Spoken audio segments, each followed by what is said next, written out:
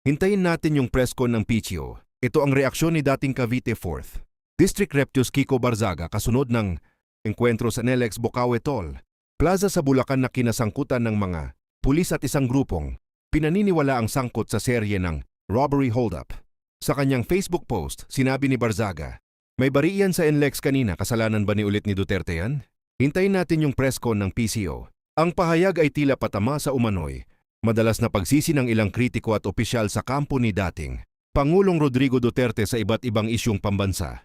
Nauna rito, sinabi ng Philippine National Police na ang nakabarila ng mga pulis sa Bocaue Toll Plaza ay pinaniniwala ang sangkot sa serye ng robbery holdup sa Calabarzon, Pampanga at Tarlac.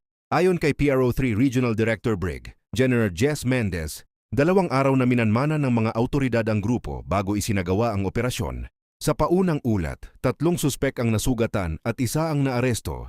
Habang nagpapatuloy ang investigasyon upang matukoy ang lawak ng operasyon ng naturang grupo at ang posibleng pagkakasangkot nito sa iba pang krimen,